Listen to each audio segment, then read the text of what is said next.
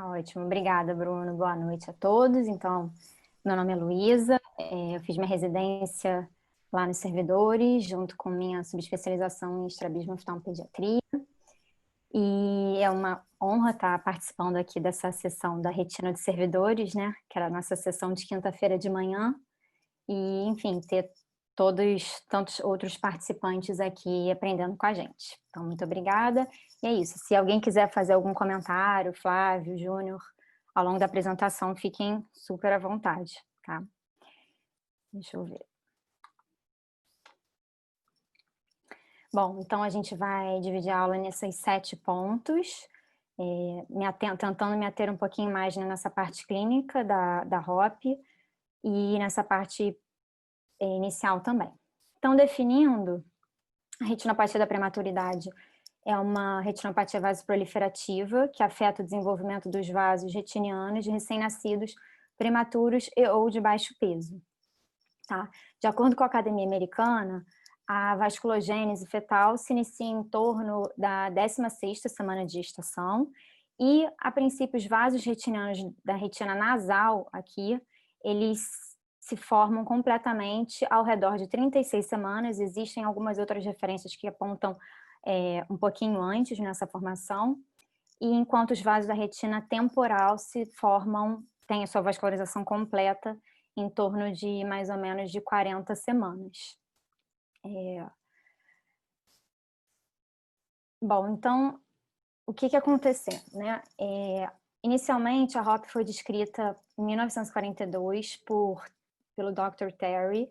Ele ainda não se chamava doença de ROP, né?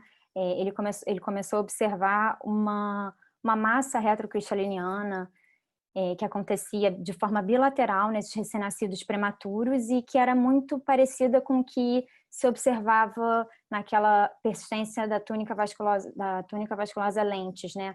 Que acontecia de forma unilateral nos recém-nascidos a termo e de forma esporádica. Tá?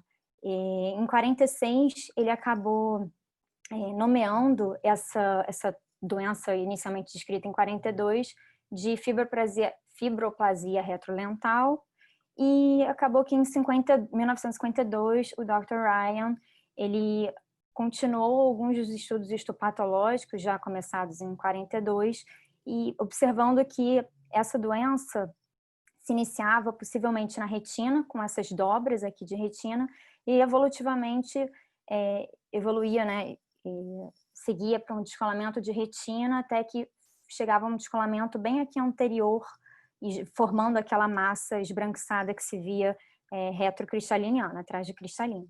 Tá? Hoje em dia a fisiopatologia da ROP já é bem mais conhecida, né? Nós sabemos que intraútero o feto ele é submetido a um ambiente de hipóxia, e quando ele nasce, além de ter aquela interrupção dos fatores hormonais e nutrientes, dos fatores transferidos da mãe para o feto, há também um novo ambiente agora de hiperóxia, tanto no nosso ambiente quanto porque a maioria desses recém-nascidos é submetida a uma oxigenoterapia, né, a uma oxigenoterapia complementar. E o que tudo isso gera? Nessa primeira fase da doença, ocorre uma vasoconstrição dos vasos retinianos, tá?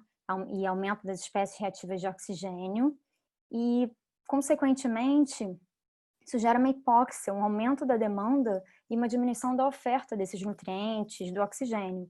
E aí a gente desenvolve a segunda fase da doença, que é uma fase mais vasoproliferativa, em que os fatores pró-angiogênicos, principalmente o VEGF, são liberados por essa retina avascular e acabam desencadeando a formação de vasos, de neovasos, né, de vasos anômalos que crescem fora do plano da retina. Tá? Então, é por conta de toda essa fase, dessa primeira e segunda fase já bem conhecidas da ROP, que o nosso primeiro exame desse recém-nascido, elegível para a triagem, ele se dá em torno da 4ª e da 6ª semana de vida. Alguns estudos animais, né, experimentais, comprovaram o efeito, então, da hiperóxia, gerando essa vasoconstrição, principalmente aqui na retina, na transição da retina vascular e da vascular, e depois essa vasoproliferação, possivelmente por aumento dos fatores proangiogênicos. Tá? E bom, falando agora dos fatores de risco da HOP, né? Os dois principais fatores de risco é a idade gestacional e o peso do nascimento. São inversamente relacionados à HOP. Então, quanto menor a idade gestacional e menor o peso de nascimento, maior o risco de desenvolver HOP, mais ainda de desenvolver a HOP grave, né? A HOP que vai precisar de tratamento. Existem outros fatores pós-natais, como o já bem conhecido oxigênio, a suplementação de oxigênio, e outros que atualmente vêm sendo também fontes de estudo para possivelmente prevenção ou melhor até da triagem, que são os nutrientes e os hormônios. Então, falando mais en passant do conhecimento do oxigênio na HOP, na década de 50 foi quando se descobriu o efeito deletério, né, do oxigênio, gerando um aumento na incidência de HOP e de HOP grave. Tá? E aí, com isso, ocorreu uma política de restrição de uso de oxigênio nesses recém-nascidos. Só que na década de 70 foi percebido que com essa restrição do oxigênio, ocorreu um aumento da mortalidade neonatal. Então, para cada caso de cegueira por HOP prevenida, 16 recém-nascidos faleciam. Então, a partir daí começaram muitos trabalhos tentando ver qual o limiar ótimo ou seguro de saturação de oxigênio, né, que não aumente a mortalidade, mas também não aumente a incidência de HOP grave, que vai precisar de tratamento. O primeiro foi o Stop HOP, ele foi o único que tentou usar o oxigênio como um tratamento, né, nos pacientes já mais maduros, né, numa idade gestacional corrigida mais avançada, de 35 semanas, que estariam naquela fase de vasoproliferação, eles quiseram avaliar se a suplementação de oxigênio poderia inibir essa vasoproliferação, mas acabaram não conseguindo comprovar estatisticamente isso. O segundo foi o BOOST, que tentou avaliar também dividindo os pacientes em dois grupos, né? Os que receberiam uma oferta menor de oxigênio e os que receberiam uma oferta maior de oxigênio, também não conseguiram muito comprovar estatisticamente se a oferta maior ou menor levaria ao aumento de HOP, da incidência de HOP grave. O suporte, em 2010, ele mostrou, né, que o grupo que tinha uma saturação alvo mais baixa, eles apresentavam menos HOP do que o grupo com uma saturação de oxigênio maior, mas em contrapartida apresentavam uma taxa de óbito pré-alta maior. Né? Recentemente, a meta-análise do NEOPROM tentou juntar todos esses trabalhos e todas as linhas desses trabalhos, que esses trabalhos tiveram várias publicações assim, preliminares, e a conclusão é que realmente um nível de saturação menor ele aumenta o risco de óbito e de outras morbidades, né, neonatais, como a enterocolite necrosante, mas acaba diminuindo o risco de HOP grave. Então, assim, a gente sabe que uma saturação baixa, principalmente naquela criança muito prematura, pode aumentar o óbito, e uma saturação mais alta pode aumentar a chance de HOP grave, que vai precisar de tratamento. Então, a pergunta é, qual o nível alvo seguro de saturação? A gente ainda não existe um consenso, né? Mas nos países de alto desenvolvimento a saturação fica setada entre 90 e 94, o limite, e nos de médio desenvolvimento um pouquinho mais baixa, porque nesses daqui costuma-se ter recém-nascidos não tão prematuros quanto nos primeiros, né? E sabe-se que a saturação muito baixa ela pode ser mais deletéria, pode aumentar mais a mortalidade nesse grupo de prematuridade extrema. Os outros fatores de risco é a baixa, né, de fatores hormonais, como hormônio de crescimento e o IGF-1, e também de fatores de nutrientes, né, dos ácidos graxos poliinsaturados, que inclusive existem alguns trabalhos atuais tentando ver se a suplementação desses ácidos graxos pode ter algum papel na prevenção da HOP grave, tá? A eritropoetina já foi muito também discutida, porque como esses recém-nascidos prematuros comumente têm anemia da prematuridade, eles muitas vezes são tratados com a eritropoetina e ela parece ter um efeito pró-angiogênico, mas os trabalhos não têm muito consenso. A última revisão da Cochrane, em 2017, a princípio não comprovou que a eritropoetina pode ter um efeito de aumentar a incidência de HOP grave. E uma coisa que é interessante é o nível também de assistência neonatal, né? Por exemplo, nas unidades neonatais em que a gente tem uma enfermeira cuidando de 2 leitos, tem uma taxa de HOP grave muito menor do que numa unidade neonatal em que temos uma enfermeira cuidando de 17 leitos. Então, mostrando a assistência neonatal também fora desses fatores já comumente estudados. Muito rapidamente, né, a gente tem 3 grandes epidemias de HOP, em que houve um aumento da incidência de HOP. A primeira, como eu já falei, pelo uso indiscriminado do oxigênio. E a segunda, que foi na década de 40 e 50, a segunda, que foi na década de 60, 70, já com uma restrição do uso do oxigênio ou com uso mais monitorizado, aconteceu porque foram criadas as unidades neonatais, né? Esses locais com uma equipe multidisciplinar que está cuidando desse novo, dessa criança, né? Nessa fase neonatal.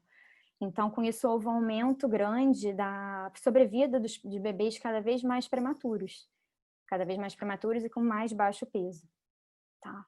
E a terceira epidemia que nós estamos vivendo hoje nos países em desenvolvimento, como o Brasil, em que nós temos os dois, essas duas causas, tanto da primeira, em que algumas unidades neonatais nossas ainda usam de forma um pouco indiscriminada a oxigênio-terapia suplementar, enquanto outras já têm um nível de assistência neonatal muito bom e, por isso, recém-nascidos cada vez mais prematuros estão sobrevivendo.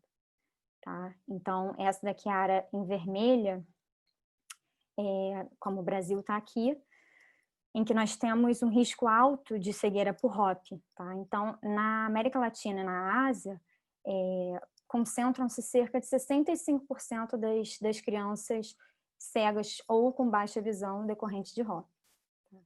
Então, na Índia, no Brasil, e aqui no Rio, né, esse trabalho da Dani Verzoni mostrou que a HOP é a principal causa de cegueira ou de baixa visão, né, na escola para cegos aqui do Rio, em todas as faixas etárias. Então, daí a importância da triagem, do conhecimento dessa doença. Né? Vamos então para a parte agora clínica, um pouco mais interessante para todo mundo. A classificação da HOP foi atualizada, né, pelo ICHOP, que é o Comitê Internacional da Classificação de HOP, e a gente consegue classificar a HOP de acordo com a sua localização em zonas, que são 3 zonas. Então, a primeira zona é essa daqui, é a mais posterior, né? É um círculo cujo raio é 2 vezes a distância do nervo à fóvea, tá? Então, aqui tudo é a zona 1. A zona 2 também é um círculo cujo raio é a distância do nervo óptico à hora serrata nasal, como a gente consegue ver aqui.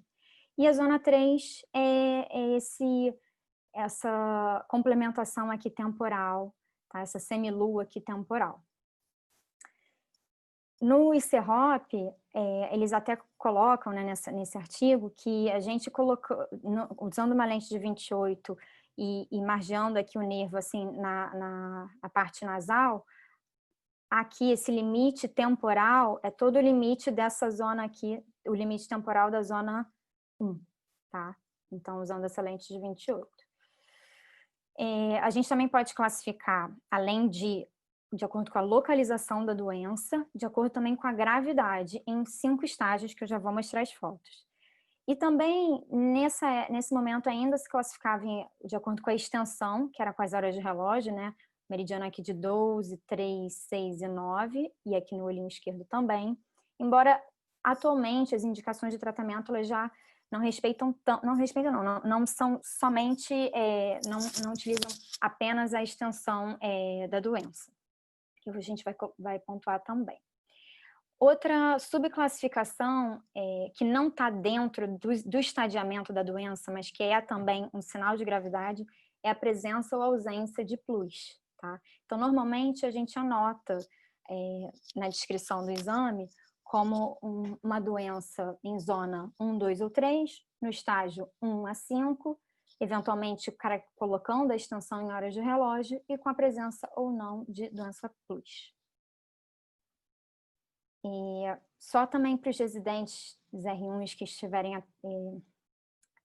assistindo a aula, muitas vezes na doença em zona 2, a gente subclassifica em zona 2 posterior, que seria essa região aqui do meu mouse, que é a região da zona 2 mais próxima da interseção com a zona 1, ou zona 2 anterior, que é essa região, então, mais próxima à zona 3, né? Porque as duas podem ter fatores prognósticos, fatores evolutivos um pouquinho diferentes. Então, muitas vezes a gente também tenta subclassificar essa zona 2, em zona 2 anterior e posterior. E posterior, né, que a gente chama, é porque é mais próximo aqui do polo posterior, né, onde tem o nervo óptico e a mácula. Então, vimos a localização em estágios, a extensão em horas de relógio, e a localização em zonas, a extensão em horas de relógio, e vamos agora para a gravidade, para o estadiamento de 1 a 5. Então, no estágio 1, a gente tem uma linha esbranquiçada, acinzentada, que divide a parte vascular, né, a retina vascular da retina avascular. E no estágio 2, essa linha, ela sai do plano da retina e ela fica mais elevada e mais extensa também. Então, ela forma uma crista, né? Então, no estágio 1, nós temos uma linha no plano da retina, no estágio 2 é uma crista, uma elevada. Então, a gente, com a oftalmoscopia binocular indireta, consegue ver a estereopsia da crista elevada.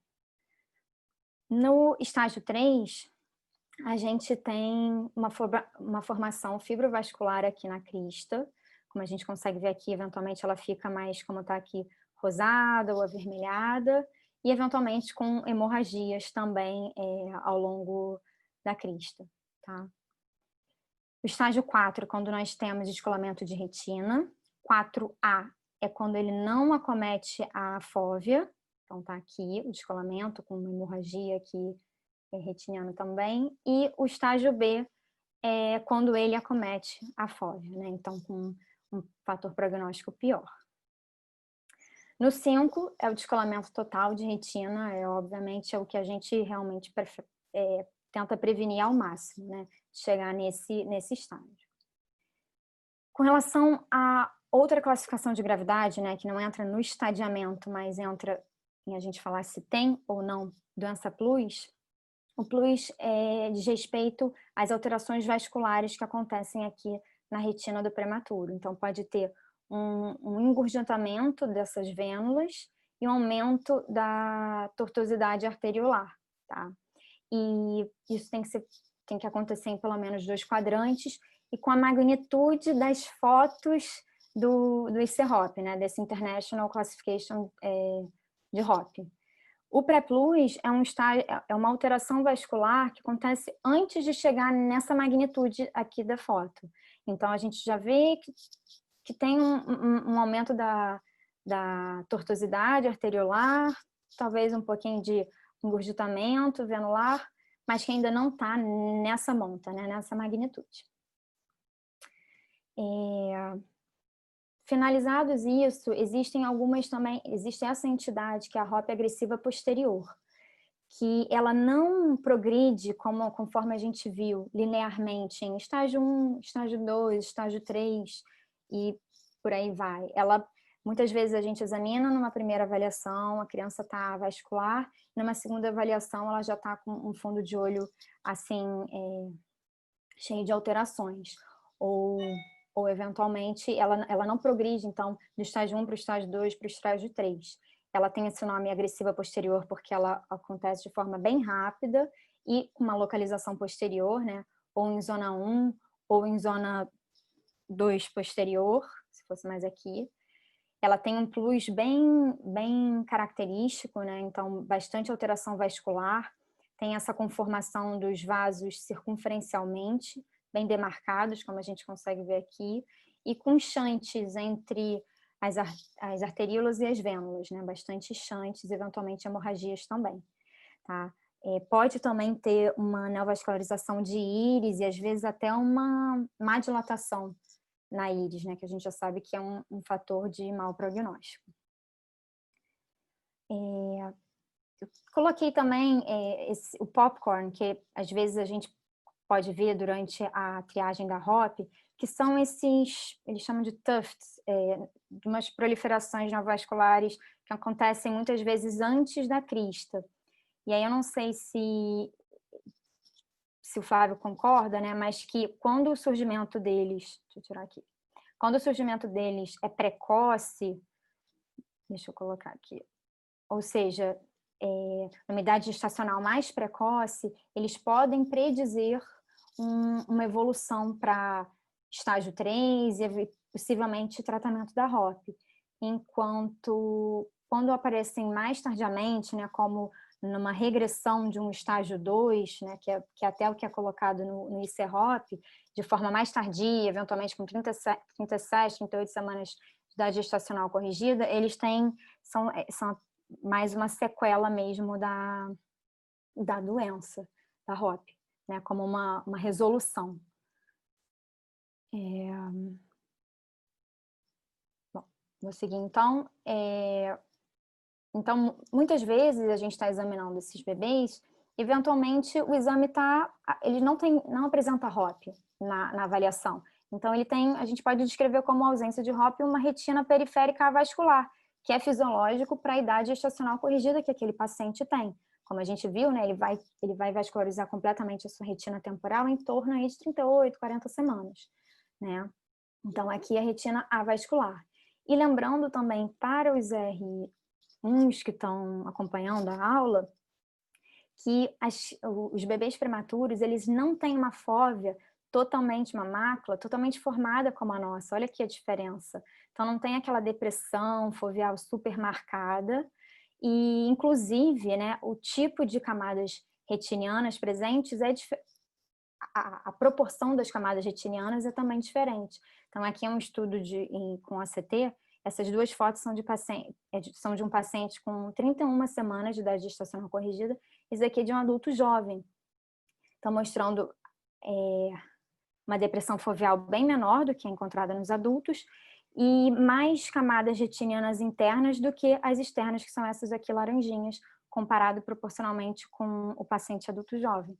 Né? E foi até visto também que muitos desses recém-nascidos prematuros, eles podem até fazer um edema cistoide dessa retina interna transitório. E quando cada estágio acontece? Isso daqui não é estanque, claro que vai depender até do perfil de paciente que se está fazendo o exame, né? O quão prematuro ele é, o quanto prematuro ou de extremo baixo peso ele foi. Mas normalmente o estágio 1 ele vai acontecer aqui em torno de 34, ou um pouquinho depois semanas, o estágio 2 aqui com 35, 3 um pouquinho depois de 36 semanas de idade gestacional corrigida.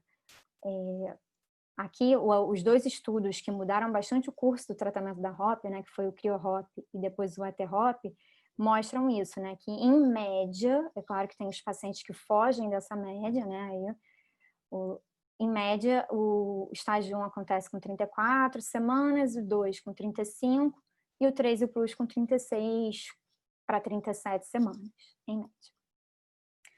E com que frequência a retinopatia da prematuridade aparece nesses pacientes que a gente tria, né? Se a gente pegar alguns dados americanos, né, principalmente do CRIO-ROP e do AT-ROP, qualquer ROP, ou seja, de 1 a 5, acontece em mais de 60% dos pacientes. Nos dados nacionais, isso é um pouquinho mais baixo, varia de 24% a 50%.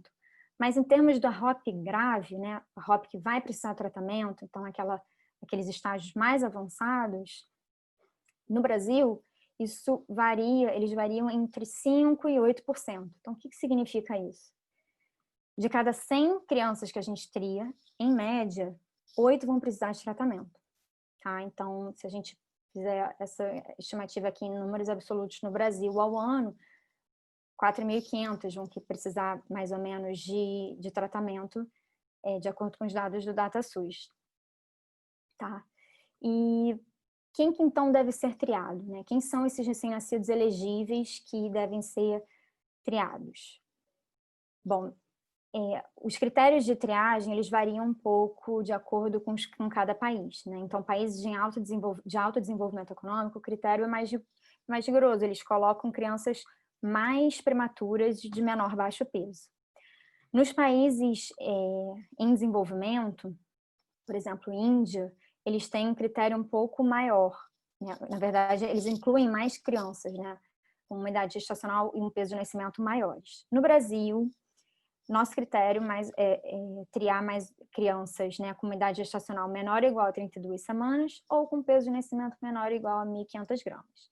Se é um recém-nascido que foge desses critérios, mas tem algumas outras comorbidades, como síndrome do estresse respiratório, sepse neonatal, precisando realizar múltiplas transfusões, hemorragia intraventricular, gestação gemelar, eventualmente também pode-se indicar a triagem para esses recém-nascidos. E naquelas unidades neonatais em que a taxa de sobrevida desses recém-nascidos com menos de 1.500 gramas de peso de nascimento é mais baixa, é menor que 80%, a gente pode considerar começar um critério um pouco mais largo, né, de incluir crianças com menos de 35 semanas. Tá? Então, isso vai depender um pouco do perfil também da maternidade.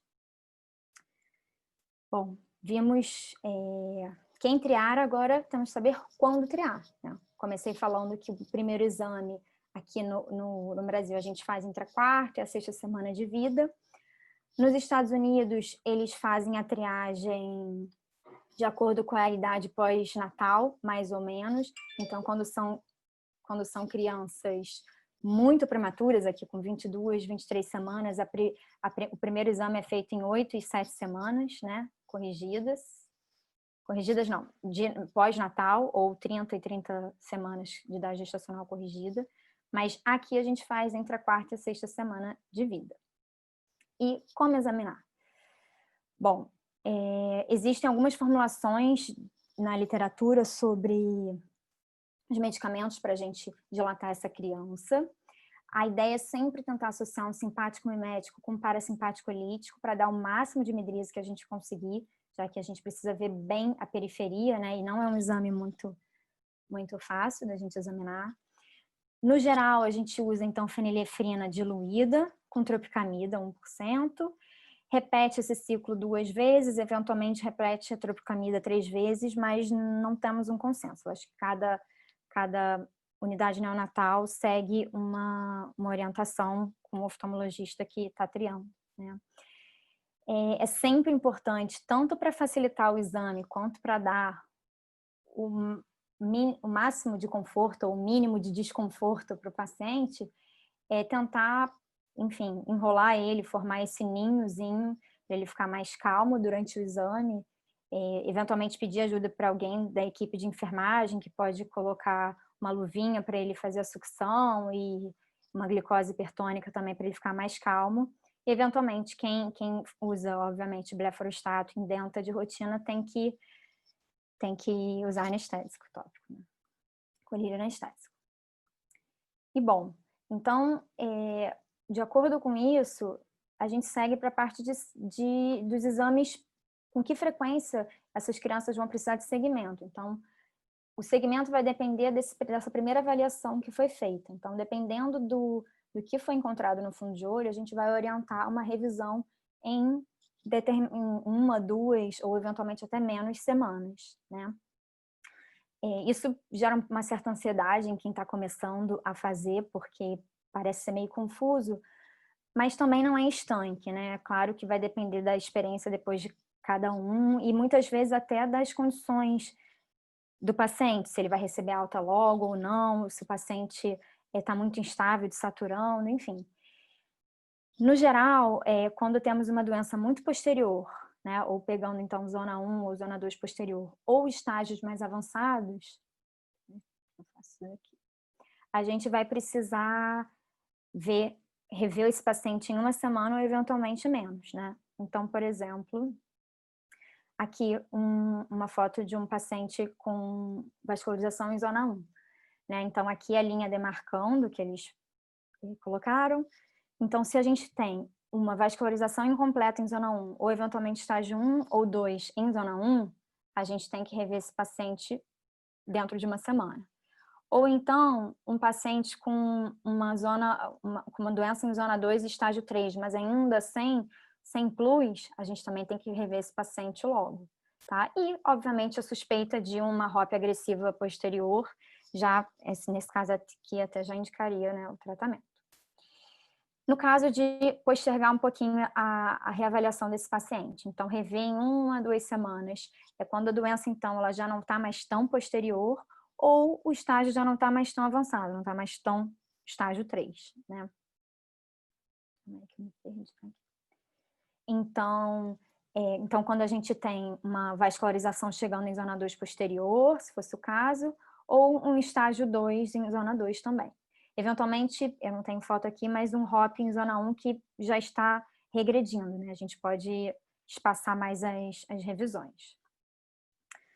A revisão em zona 2, em 2 semanas, né? Normalmente são doenças em zona 2. Então, quando a vascularização está incompleta, ou quando a gente tem um estágio 1 em zona 2, ou eventualmente, como nesse caso aqui, que a gente vê uma regressão de um HOP que anteriormente estava com uma crista mais elevada, e agora ele já está regredindo, já está ficando, ou nesse caso, né, uma doença que era assim, era um estágio 3, a gente vê aqui a linha mais avermelhada, mais rosada, e depois ela vai evoluindo mesmo e a vascularização vai progredindo. A gente avalia em 3 semanas, né, doenças mais em zona 3, eventualmente até em 2 semanas, eu não consegui nenhuma foto para botar aqui, então botei essa. Então, são doenças mais anteriores, né, então que fogem dessa zona aqui mais potencialmente grave, que é a parte posterior. Ou vascularização já adentrando a zona 3, ou eventualmente são HOPs em estágios iniciais, ou até mesmo em regressão, tá? E bom, quando então a gente vai precisar tratar? Quem a gente vai precisar tratar e quando? O quando é dentro de 72 horas, né? Então a gente tem até aí 3 dias, 48, 72 horas para fazer o tratamento. Porque apesar desses estágios progredirem de forma semanal, um pouquinho mais que semanal, uma vez que o recém-nascido atinge os critérios de tratamento, a doença começa a progredir mais rapidamente, em dias. Então, a gente tem dias para poder fazer intervenção. Então, o primeiro, como eu falei, né, o CrioHOP foi o primeiro trabalho que modificou a história natural aí da HOP, do tratamento. Então, ele indicava o tratamento nessas doenças, chamada doença limiar, que se caracterizava por um estágio 3, ou em zona 1, ou em zona 2, que tivesse, aí era por isso que entrava aqui a extensão em horas de relógio, que tivesse ou 5 horas, né, contínuas, a gente aqui pode ver, sei lá, que nesse olho esquerdo, né, ele tem uma doença de 1 hora até as 6 horas, mais ou menos, então seriam 5 horas contíguas, ou 8 horas intercaladas aqui, na presença de doença plus, na presença de estágio 3, zona 1 ou 2 e doença plus, tá? No caso do ETHOP, que é atualmente a indicação que a gente mais segue, o ETHOP foi o estudo que indicou o tratamento de forma mais precoce, então é um tratamento que é na fase pré-limiar, né, antes até da fase de doença limiar, do CrioHOP. Então, o ETHOP denomina isso de HOP tipo 1, que então diz respeito a uma doença em zona 1, então muito posterior, qualquer que seja o estágio 1, estágio 2, estágio 3, na presença de plus. Então, zona 1 com plus. Ou então, também zona 1, mas que, mesmo ainda não tendo um plus característico, né, aquelas alterações vasculares da magnitude do plus, mas já com presença de estágio 3. E zona 2, estágio 2 ou 3 na presença de plus. Então, o early treatment, né, o ETHOP, ele indica tratamento na presença de plus, em zona 1 ou zona 2, né, e na zona 1 sem plus no estágio 3. No caso do HOP, que é caracterizado como HOP tipo 2, a estratégia é de observar de perto e acompanhar, tá? Então, não se indica logo o tratamento para esses pacientes que tenham doença em zona 1, estágio 1 ou 2 sem plus, ou doença estágio 2, zona 2, estágio 3, mas que ainda não tem o plus característico.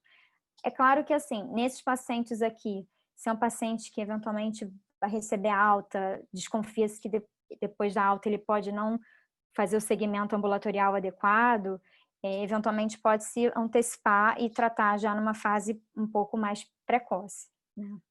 Então, isso vai depender também de como vai se dar o segmento desses pacientes. E, bom, entrando na parte mais final da aula, né? Deixa eu colocar essa minha... Como que a gente trata, né? Pensando aqui nas indicações de HOP tipo 1, aquele HOP precoce, para a gente tratar de forma precoce.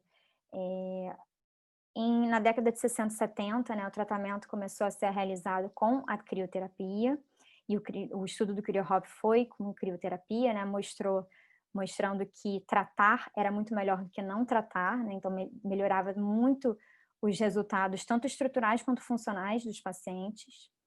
E depois, na década de 90, começaram vários estudos com o tratamento pela fotocoagulação, com a fotocoagulação a laser, né?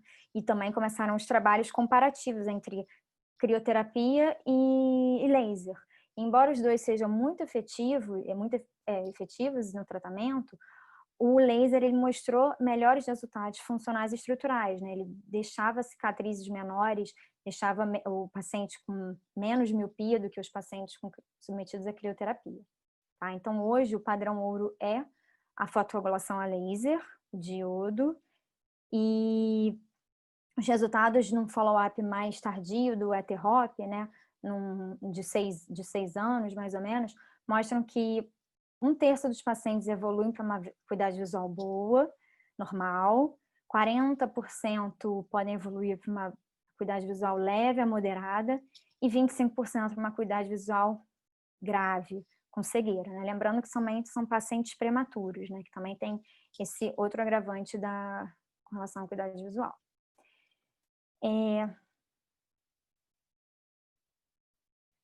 Bruno, quer falar alguma coisa? Não. E com relação a HOP 4, né, os pacientes com descolamento de retina.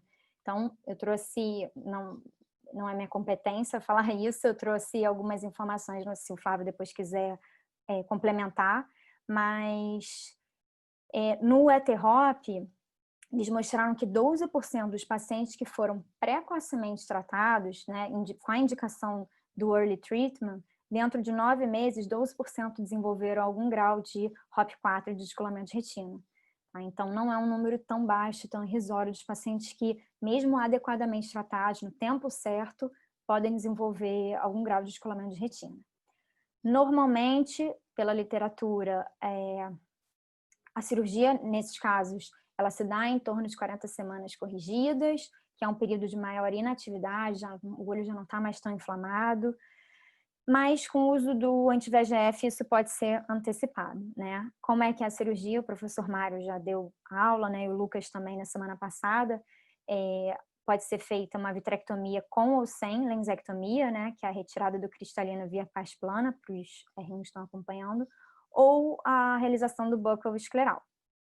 E, bom, aqui, não sei se o Flávio também concorda, mas de acordo com o grupo do CrioHop, eles acabam indicando alguma cirurgia de retina quando você tem um descolamento de retina em mais de 3 desses segmentos aqui, tá? Porque quanto maior, obviamente, quantos mais segmentos estiverem envolvidos, né, com descolamento de retina, maior o desfecho funcional e estrutural também é desfavorável, né? Os pacientes evoluem mal. Luísa, só em relação especificamente a isso, eu acho que é análogo ao que o CrioHop trouxe em relação à indicação de tratamento, que era mais permitivo, né, em relação à progressão, o ETHOP foi mais rigorosa. Então, hoje em dia, a gente também vai entender que essa recomendação do CrioHop também está muito permissiva em termos de aguardar uma progressão muito significativa para indicar cirurgia. E aí, hoje em dia, a discussão seria, por exemplo, se o 4A, você pode esperar um pouquinho ou não, quando for discutir, vai discutir muito em termos disso, ou se qualquer mínimo de descolamento já é indicação cirúrgica. Entendi, mesmo um segmento 1. Ok. Ok. Ótimo, obrigada, Flávio. E, bom, a pergunta que fica, né, e o anti-VEGF dentro da perspectiva de tratamento nesses pacientes, né? Surgiram muitos trabalhos, né, desde os anos 2000, com relação ao anti-VEGF para tratamento da ROP. O BIT-ROP tem várias publicações desde 2008, né? Eles indicaram o uso do anti-VEGF, do Avastin, na metade da dose do adulto, utilizada no adulto, para os pacientes que tivessem uma doença em zona 1 ou zona 2 posterior, estágio 3 com plus, né? E dentre várias ressalvas que foram feitas na época, né, cabe ressaltar que, a princípio, o grupo em que utilizou-se o anti-VEGF teve mais óbitos, números absolutos, do que o grupo submetido à fotocoagulação a laser. Tá? Então, existem muitos trabalhos tentando ver todas as potenciais complicações sistêmicas que o anti-VEGF pode trazer para o recém-nascido, né? Então, normalmente os estudos usam esses 3 anti-VEGFs para ROP. O Avastin acaba sendo mais utilizado pelo custo, mas ao mesmo tempo ele, a princípio, tem uma meia-vida sistêmica maior, tá? E o local, né, de injeção, ele é mais ou menos a 1,5 milímetros do limbo, né? Aqui é um trabalho mostrando a variação para cada idade gestacional corrigida. E com relação às indicações.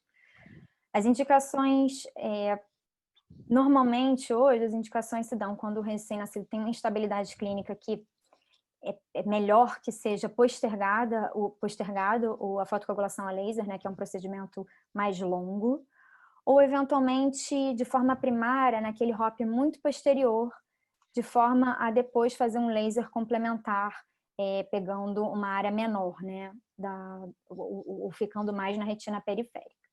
E, eventualmente, nos casos como adjuvante, né, nos casos refratários já tratados com panfotocoagulação. Como nesse caso aqui, era um bebê bastante, uma prematuridade extrema, em um baixíssimo peso ao nascimento, foi tratado bem cedo, com 33 semanas, quase 34, e no 20º dia de tratamento com fotocoagulação, que é essa foto aqui, a gente vê uma área de neovascularização temporal superior. Tá? Então, foi realizado a injeção de anti-VEGF e ele acabou depois até precisando de uma complementação de laser também aqui na frente. Mas ficam alguns questionamentos, né? Qual é a dose ideal? Quais são realmente os efeitos sistêmicos para essa criança? Por quanto tempo a gente deve acompanhar ela? Existe possibilidade de reativação tardia da ROP? Então, os trabalhos ainda estão sendo publicados, acompanhamentos também. Hoje em dia, a gente já, a princípio, usa uma dose menor do que a dos primeiros trabalhos, né? E ainda está se avaliando realmente os efeitos em órgãos nobres e, sobretudo, os efeitos no neurodesenvolvimento, né? O BIT-ROP publicou um trabalho com follow-up de 2 anos, não mostrando diferença no neurodesenvolvimento de crianças submetidas a anti-VEGF ou a fotocoagulação, mas outros trabalhos ainda estão trazendo essas informações. Recentemente também o David Wallace publicou esse trabalho tentando achar a menor dose possível, concentração possível, que trouxesse algum efeito para esses pacientes, né, para tentar minimizar todas essas nossas incertezas com relação aos efeitos sistêmicos. E também ainda não temos um consenso sobre até quando seguir esses pacientes, né? O Xiangling, ele indica um segmento até 65, 70 de idade gestacional corrigidas, mas esse trabalho de segmento de 4 anos, aqui são 6 pacientes diferentes que foram tratados no período pós-natal, né? Com anti-VEGF, e olha só, esse daqui ainda tem uma neovascularização que precisa ser avaliada se eles vão tratar ou não, mas com 4 anos de idade, né? Então, é uma reativação tardia. Com que frequência isso acontece? São fatores são dados que a gente ainda não tem muito uma resposta. A alta vai se dar quando o ROP regredir, ou quando a vascularização da retina está completa, né? O ideal é rever esses pacientes dentro de 4 a 6 meses, já que 2% desses pacientes evoluem para catarata no pós-laser, né? A maioria, já com 6 meses, já são míopes, 20% são automíopes, e com 3 anos a taxa de miopia aumenta, tanto a frequência quanto o grau de miopia aumentam muito. Eles também têm mais chance de ter estrabismo, e, bom, os pacientes em que fazem só anti-VEGF têm uma miopia média muito mais baixa, né? Muito menor do que os pacientes que são submetidos à fotocoagulação, né? Que podem chegar a graus altíssimos de miopia. E finalizando aqui na parte da aula, né, o que acontece? A gente tem uma triagem que ela é muito eficaz, mas que ela traz uma alta sensibilidade, ou seja, ela consegue detectar todos aqueles recém-nascidos que vão precisar de tratamento, mas uma baixa especificidade, ou seja, as custas de se examinar muito e desnecessariamente crianças que não vão precisar de tratamento, né? Então, vem surgindo alguns algoritmos que buscam tentar aumentar essa especificidade, mas mantendo, obviamente, a sensibilidade, sem perder nenhuma criança que venha a desenvolver algum ROP grave, né? Então, tem vários algoritmos, eu particularmente nunca usei, mas eles tentam colocar ganho de peso diário, comorbidades, intervenções clínicas ou cirúrgicas para predizer um maior risco do paciente desenvolver ROP grave e realmente ser submetido à triagem. E, além disso, né, a gente sabe que, infelizmente, dadas as altas taxas de cegueira por ROP, que é uma doença, como a gente viu, tratável e, portanto, sua cegueira é prevenível, existe uma cobertura incompleta da triagem da ROP, além desse custo de oportunidade, né, de se triar muito para se tratar pouco. Então, né, na Índia existe um trabalho bastante sucesso da complementação, né, do uso adjuvante, auxiliar de uma retinografia digital portátil junto com um oftalmologista, né, no Chile também. No Brasil, o nosso grupo de estudos lá do IFE, do Instituto Fernandes Figueira, fizemos uma avaliação econômica que se mostrou favorável, né, para esse uso auxiliar, né, não substitutivo da retinografia na triagem da ROP. Penúltimo slide, falando da prevenção. A gente já sabe que algumas medidas que melhoram a assistência neonatal, né, antinatal, durante o parto, como surfactante, ali nas crianças que terão um parto prematuro, né, com menos de 35 semanas, a prevenção da hipotermia neonatal, o retardo do clampeamento tardio do cordão umbilical, e todas aquelas medidas também pós-natais, eventualmente suplementação de dos ácidos graxos poliinsaturados ou lactoferrina e cafeína, podem vir a ter algum efeito de prevenção na ROP, né? Ainda faltam estudos para corroborar tudo isso. E, só finalizando, a ROP é uma das principais causas de cegueira infantil, tratável, como a gente viu, e, portanto, evitável. Então, isso é o mais importante. Nós, no Brasil, estamos enfrentando a terceira epidemia da ROP. O nosso critério é esse, né, de triar aqueles pacientes com uma idade gestacional menor ou igual a 32 semanas e um peso de nascimento menor ou igual a 1.500 gramas, salvo se o paciente tem aquelas outras comorbidades e forem um pouquinho maiores, eles também podem ser triados. A gente, em média, trata 8% dos pacientes que a gente tria, né? A indicação de tratamento é naquele ROP tipo 1, dentro de 72 horas, e o segmento é muito importante, porque esses pacientes acabam tendo erros refrativos, estrabismo, constrição do campo visual e uma série de outras alterações que vão ser vistas no acompanhamento. E pegando carona no que o Lucas colocou na última apresentação dele, né? Treinamento é muito importante.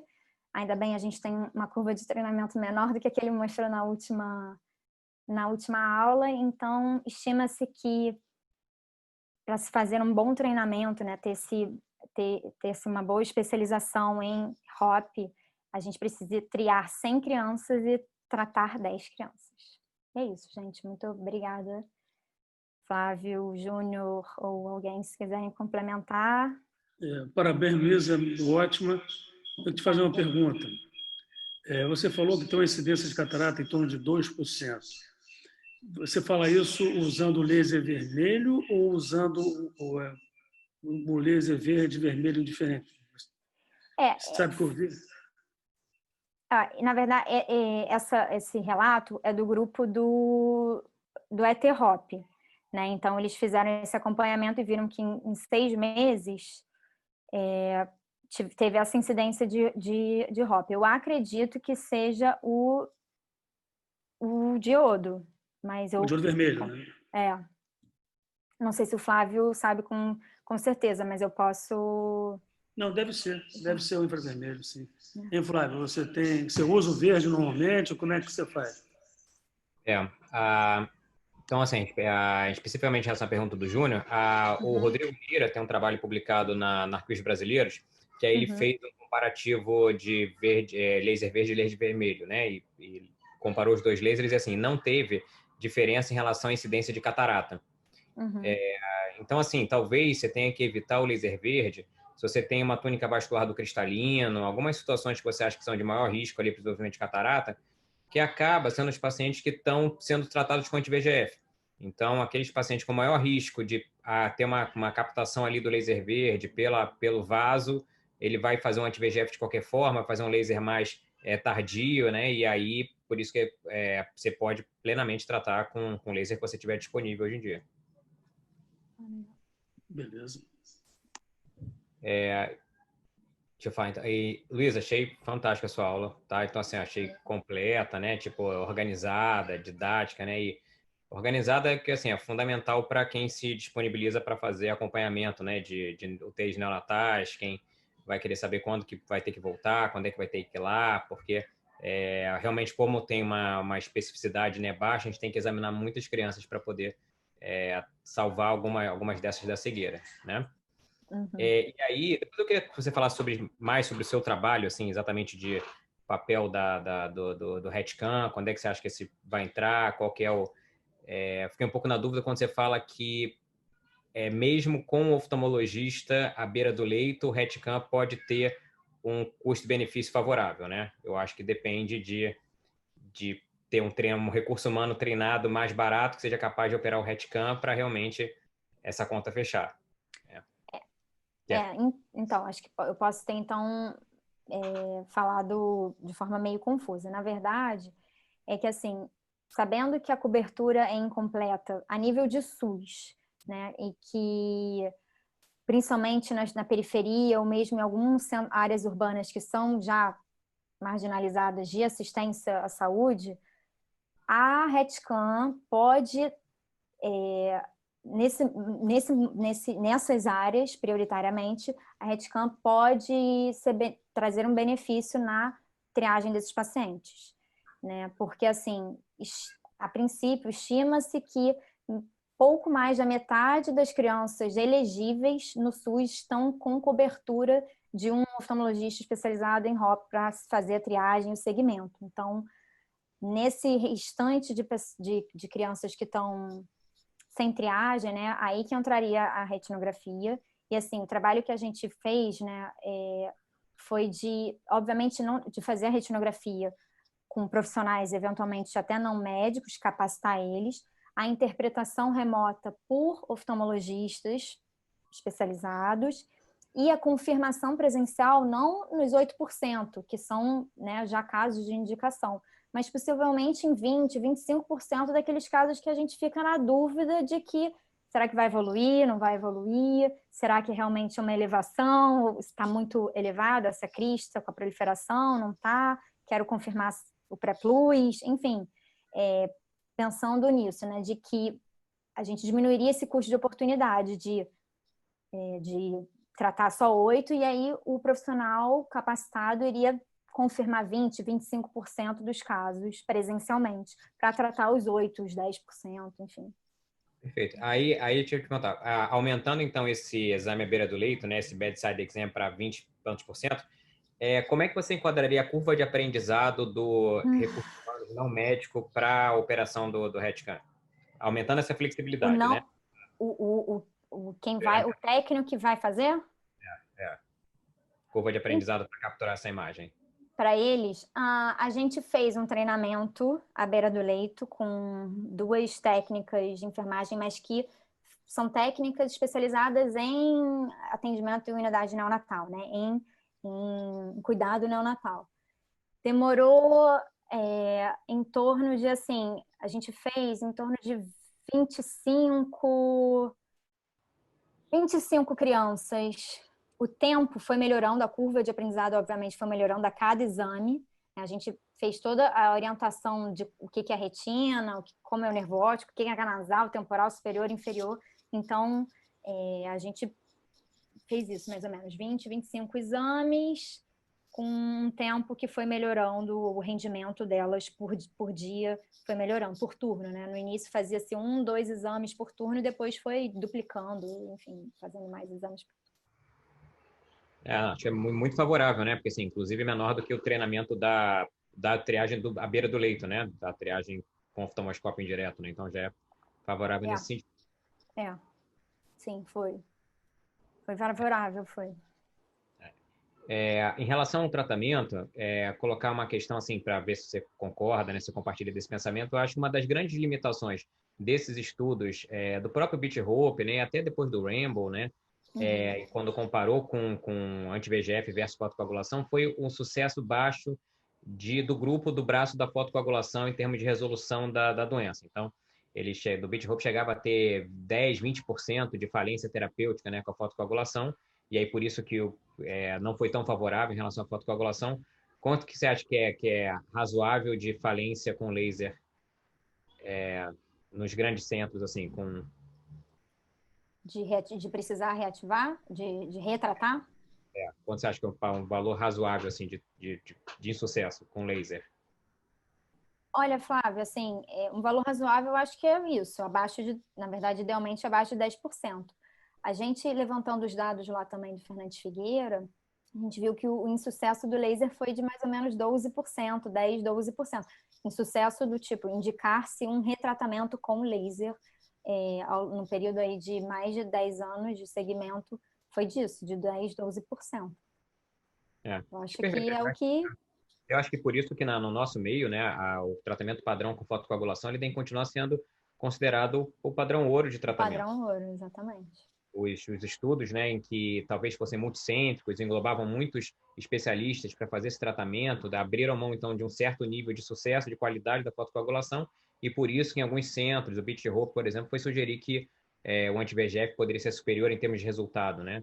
Eu acho que a gente não deve entender isso, ainda mais no nosso cenário de limitações financeiras, né? Com certeza não. Pois é, por isso que vários especialistas falam, não, posso até fazer o anti-VEGF, mas pré-alta eu tendo a não liberar o paciente antes de completar o laser 360 graus, né? Fazer uma fotocoagulação mesmo os pacientes com anti-VEGF.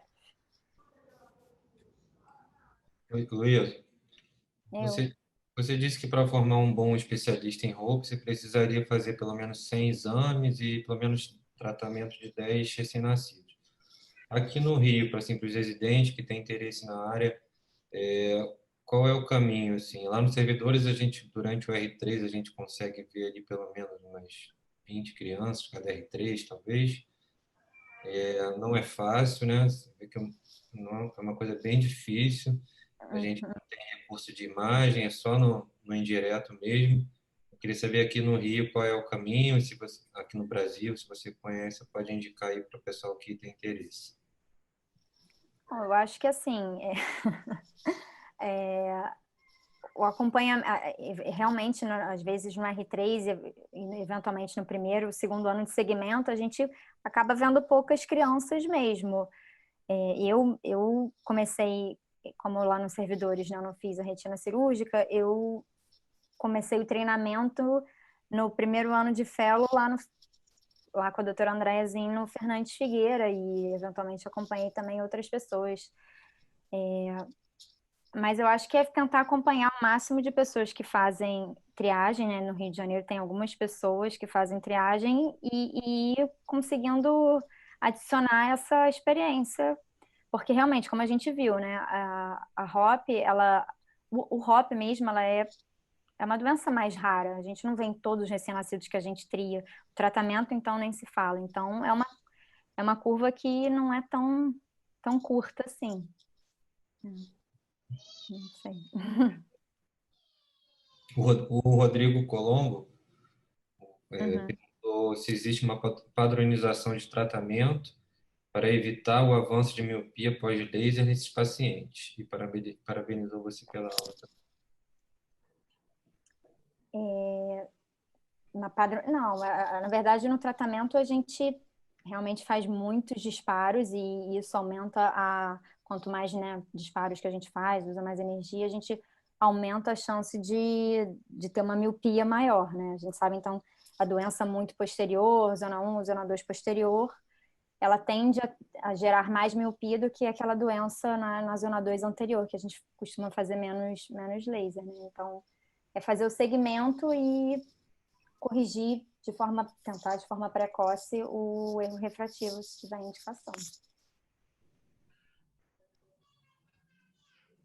Existe alguma política pública para melhorar esse número aí do Brasil de estar vivendo uma terceira epidemia ou aos trancos e barrancos mesmo, a gente vai, dependendo da disposição de cada chefe, dependendo de,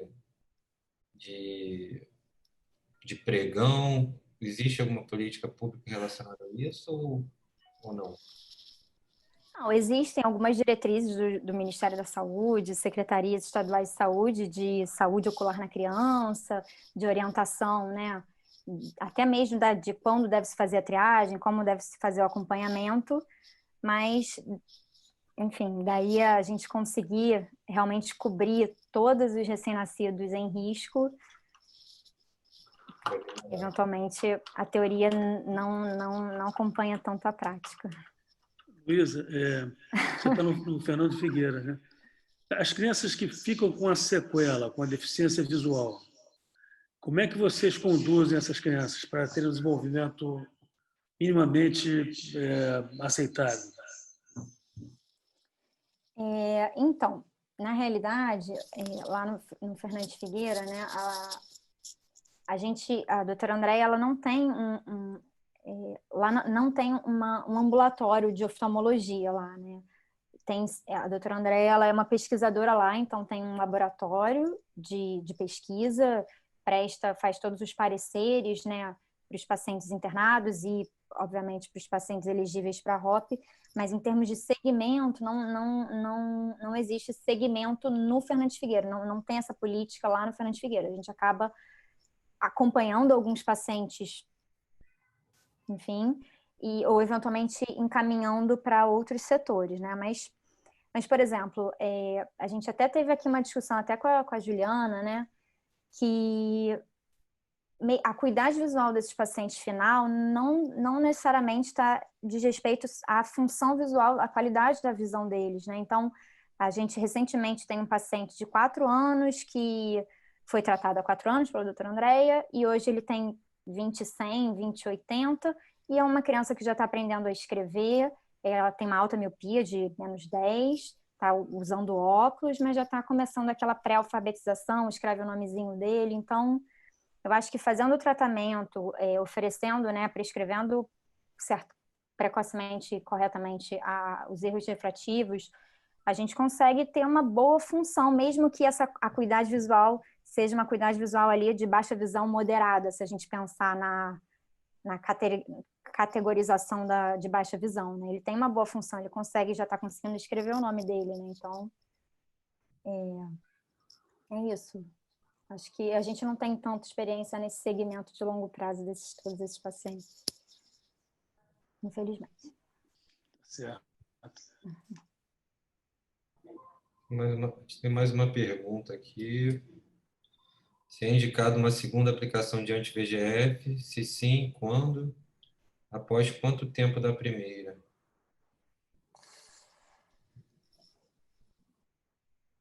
Eu acho que não temos muita resposta para isso, não. Normalmente, né, eu confesso que eu nunca apliquei 2 vezes no mesmo paciente. A gente já acabou até fazendo uma complementação de laser pós o anti-VEGF aplicado numa primeira vez. Né? Laser, anti-VEGF, laser, mas nunca apliquei 2 vezes. Não sei se o Flávio já fez isso, tem algum comentário. Então, se a gente for pensar assim, em ter indicações mais rigorosas para o anti-VEGF, então, assim, uma doença agressiva posterior, uma hemorragia vítrea, com uma túnica vascular da lente, todas essas indicações que a gente vai pensar em anti-VEGF, todas elas têm que estar resolvidas depois da primeira aplicação em 4 semanas de evolução, quando o anti-VEGF passar o efeito, 4 semanas, 6 semanas, essa nossa indicação do anti-VEGF vai estar resolvida. A hemorragia vítrea tem que ter reabsorvido, a túnica vascular tem que ter sido absorvida, a doença que era agressiva posterior, ela vai ter crescido ali um pouquinho a vascularização até numa região que a gente vai ficar confortável para ir fazer o laser, que vai ser o tratamento definitivo.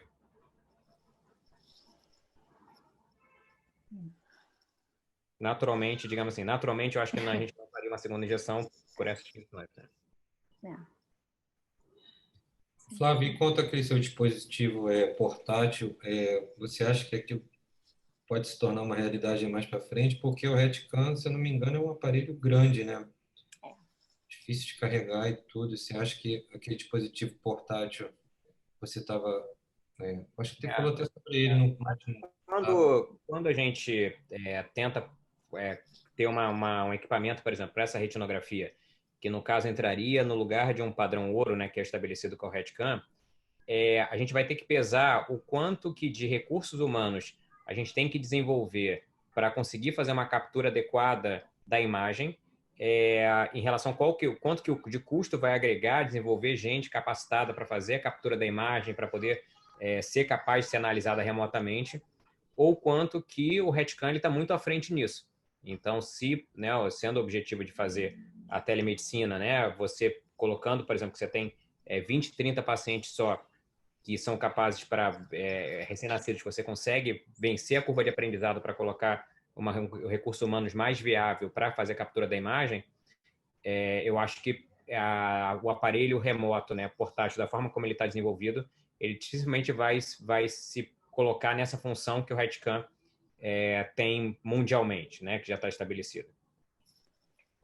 E só complementando também, Bruno, a RETCAM, ela é um aparelho de contato, né? Então a gente coloca a anestesia com colírio, coloca o blefaro, um gel, né, um metil, enfim, um gel oftalmológico, e ele é de contato. Então, ele tem você acaba segurando um pouco o olho, consegue segurar um pouco o olho da criança e modificando para pegar os quadrantes. Nesses casos às vezes quando a gente faz foto ou filme com o celular, ou como o Flávio já desenvolveu esse aparelho, a gente precisa saber, o oftalmologista sabe melhor como manusear a lente de 20, 28, 25, enfim, já tem esse treinamento, né, ao longo da residência. Então, se você for capacitar outra pessoa para fazer, ainda vai ter que achar essa distância, vai ter que ter essa destreza com a colocação da lente, né? Que acho que todo residente sabe que não é tão fácil fazer a oftalmoscopia e depois tentar conciliar com o celular ali. Então, acho que ainda teria essa curva maior de aprendizado também, né? Mas não sei, são sempre possibilidades. E se for boa, também tá ótimo. Certo. Chefe, quer falar mais alguma coisa, doutor Derron? Vou dar os parabéns, Laura. Foi excelente.